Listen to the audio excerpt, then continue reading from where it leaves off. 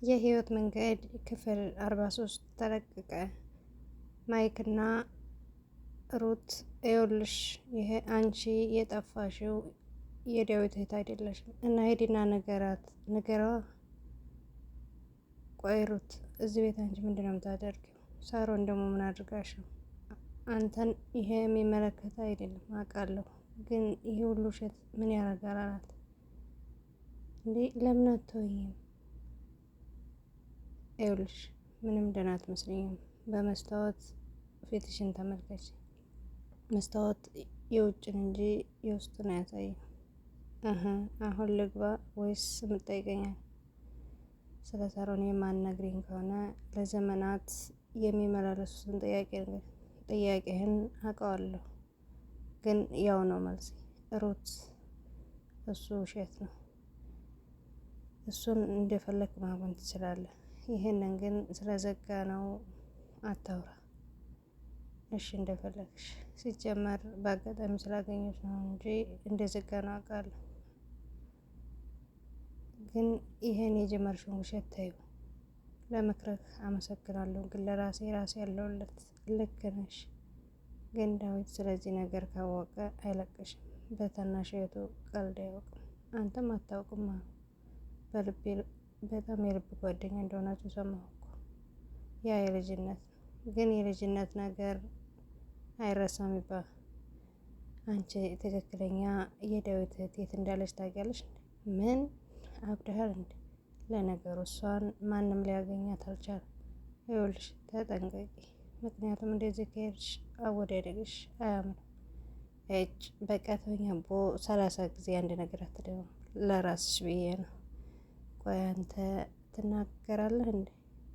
እንደዛ ካደረግ ትልቅ ችግር ውስጥ ነው የምገባው። ምኪ እንደሱ አላደርግም፣ ግን ብዙ አይጓዝም። ቶሎ ቋጩ። አንተ ካልተነገርክ እነሱ ምንም አያውቁም። አመሰግናለሁ ብላ ሩት ሚኪን አቀፈችው። ህብላ እጭ ምንድን ነው ያደረኩት? ይሄ እኮ ትክክለኛው መንገድ አይደለም። ቃል መግባት የለብኝም ነበር አለ ሚኪ። ሳሮን ምንም ነገር መስማት አልፈልግም። በቃ ዝም ብለህ እንዴ አይናችን እያየሽ እኮ ገለሻል ነበር። እጭ አሁንስ ያንተን ድምፅ መስማት አስጠላኝ። አሁንስ ጸባይስ ሁሉ አስጠላኝ። አንተ ውሻ ልክስክስ፣ አፈር ብላ አፈር ያስበላሽ። ዴ ሳሮን ምን እያረጋችሁ ነው? ችግር አለ አለ ሚኪ። እንዴ ሚኪ መቼ መተህ ነው? ዛሬ ነው የመጣሁት። ቢዚ ስለሆንሽ አረብሽም ብዬ። አንተ እንዴት ጎርምሰሃል እንዴ? እድሜያችንስ ቀላል ነው? ና እዚህ ቁጭ በል። ሰላም ታዲያ ሳረሳሚ እና እንዴት ነሽ? ቤተሰብ ሁሉ ሰላም? ደህና ነህ? ሁሉ ሰላም። አንቺ በዛው ሸፈስ እንጂ የስራ ጉዳይ ሆኖብኝ ነው። ደህና ነኝ። የወንድምሽ ጥሩ ወዴት እንደፈረጠጠ አላውቅም። ዳዊት ነው ይመጣል። ምናምን ነገር ጣለህ። የውጭ ፕሮሰስ ጀምሬ ባክሽ ወረፋ ወደ ውጭ ልትሄድ ነው? ደስ ይላል። አንቺም ጠንካራ ሰራተኛ እንደሆንሽ ሰምቻለሁ። ሰፈር ውስጥ አንቺን ነው ሁሉም ተምሳሌ የሚያደርግ። ህይወት እኮ ሩጫ ነው። እነማዘርን ሳንጠይቃቸው ራሱ ግን ስራ ላይ መተኮር ጥሩ ነው። ሁሉም እንዳንተ ቢረዳኝ ጥሩ ነው። ይረዱሻል፣ ግን እናትሽን እዚህ ብታመጫቸው። ብዙ ጊዜ ሞክሬያለሁ፣ ግን እሷ ያንን ነገር መልቀቅ አትፈልግም። እድሬ ቁቤ ጎረቤት የለ። በእርግጥ ተወልደሽ ያደግሽበትን ያረጀሽበትን ቦታ መልቀቅ በጣም ከባድ ነው። ግን እዛ መሆን ለእነሱ ከባድ ነው። አንድ ዳዊት ነበር፣ እሱም ሸፈተ። እሺ ካለች ይሞክራል። ከሳሚ ጋር ተዋወቃችሁ? አዎ እንደ የፕሮግራሙ ጊዜ ተዋውቀዋል።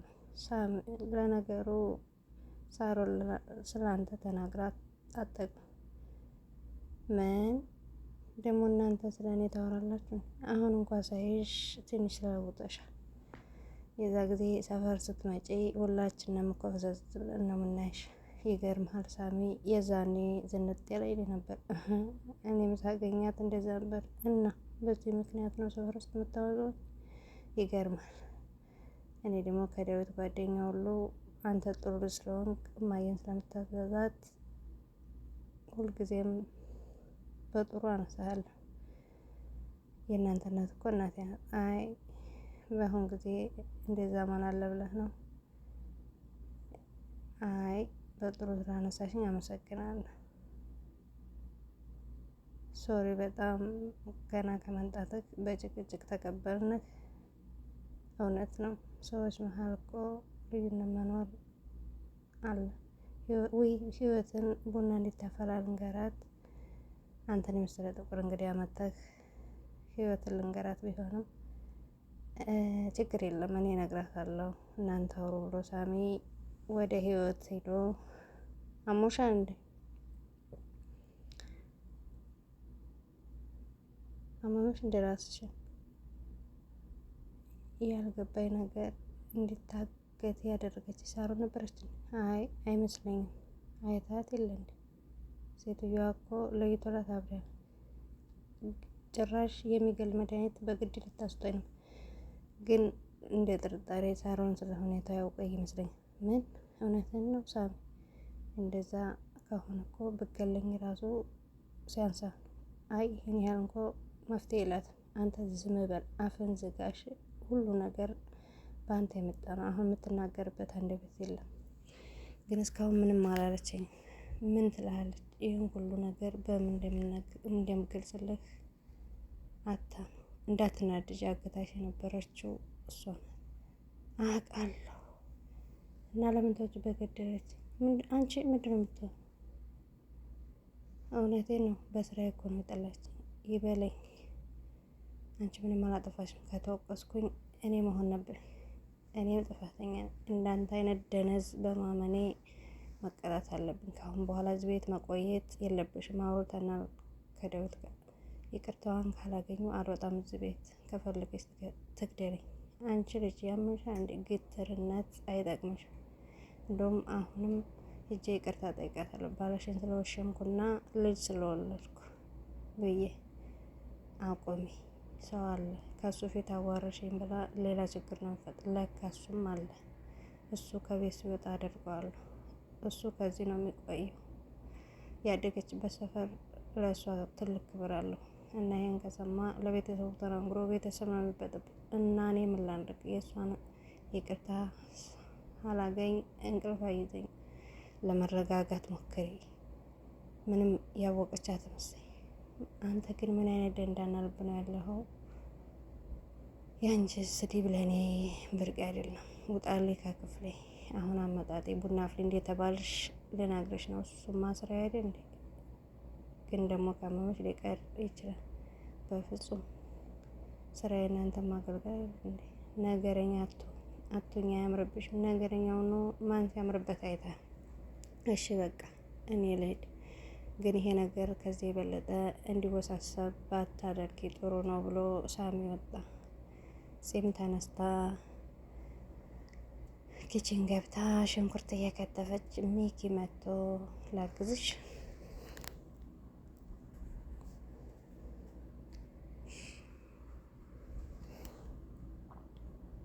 ቆይ አንተ የሚኪ ደጋፊ ነህ? ቆይ አንተ ማንኛው ወገን ነህ? ይዌ ሳሮን አንድ ጥፋት ባጠፋች አሳልፈን ለመስጠት አንችልም። አንድ ጥፋት ይሄ እብዴት ሁላችንም ላይ የተጋባ ነው እንዴ? እሺ ቆይ የዶክመንትስ ጉዳይ አለች። እሱን እኮ በቀደም ነገረችኝ። የታሰሩት የስራ ባልደረቦቿ በእሷ ነው ያሰብ እና ይሄንን ታምናለህ? እንዴት አላምንም ሩት። መንግስት ራሱ እኮ ወንጀለኛ ናቸው ብሎ ሚዲያ ላይ ወጣቸው አይደል? ወይኔ ሩት፣ ኧረ አይናችሁን ግለጡ። ከአንቺ ከልክ ያለፈ ጥላቻ ግን አልገባኝ። አንቺ ቤተሰብሽን እንደዚህ ነው የምትከራከር? እኔ ለእውነት ብቻ ነው እዚህ ጋር አይደለም። ሳሮን እናቴ ብትሆን ራሱ አለቃት። እውነቱን ስለነገርሽኝ ደስ ብሎኛል። ግን ይሄን በተለየ መንገድ ግን አንቺ እንዳሰብሽው ኃጢአት አይደለም። ባሏ ከሌላ ሴት ጋር ግንኙነት እንዳለው አወቀች። እሷ ከቤቷ መጣች። እሺ በቃ አሁን ይሄ አያሳብቅም። እሷ ያመጣቻት አሁን ነው ህይወትን ማሰቃየት የጀመረችው ድሮ ነው። ከመጀመሪያው ውስጥ ብታውቅ አንቺ ምን ታውቂያለሽ? አይ አይመስለኝም። እስከዛሬ አንድ ነገር ታደርጋ ነበር፣ ግን በሌላ ትው ያን የድምጽ ቅጅና የዶክሜንቱን ብትሰጪኝ ለእኔ ይፈልጋሉ። ለምን ሲባል ሁኔታሽ ደስ አላለኝ። ሁሉንም በልጅነት አይምሮች ታበላሻሽ። እሱ እኔ ጋር ይቆያል፣ ግን አንተ እንድታስብበት አንድ እድል ሰጣል። ለጊዜው ውሳኔ ነው፣ ግን አንቺ ምንም ነገር ለማታደርግ ቃል ግቢ ነው። ቃል አልገባለን። በቃ አሁን የጠየኩትን ነገር አድርጊ። አታስፈራራኝ። እኔ ትልቅ ልጅ ነኝ። ካልፈለኩ ታስገድደኝ አትፈልግ። እኔ ለአንቺ ያለኝ ትልቅ ቦታ ነው። የፈለገውን ነገር አድርግ ብላ ሩት ወጣች። ሚኪ ቆይ ምንድነው ችግሩ? ግትር ናት እሷ። የማትፈልገውን ነገር አታደርግ። ቤቱ በአንድ እግሩ ቆመ። ሚኪ ህይወትን እያገዛ ሽንኩርት እየከተፈ ነበር። ዳዊትና ሳሚ መጥተው ሲያዩት ተናደዱበት። ዶሮ መስራትም እችላለሁ እያለ ነበር ሚኪ።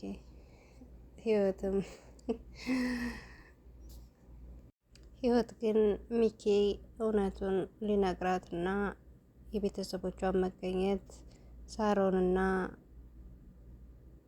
ዳዊት ወንድሟ ሳሮን እህቷ መሆኗን ሊነግራት ነው። ሚኪ የድሮ ጓደኛሽ የልጅነት ባልሽን ታስታውሻለሽ ሲላት፣ አዎ እንደውም ጥፍጥሬ ምናምን ይባላል ስሙ፣ ከኋላው የሚሰራ ሹርባ ነገር ፀጉር ነበረችው አለችው። ሚኪ ያንቺ የቤተሰቦችሽ የድሮ ሰፈር የት ነበር? ዳዊት እኮ እዛ ነው ተወልዶ የሚያድገው። ዳዊት የነገረሽ የለም ሲላት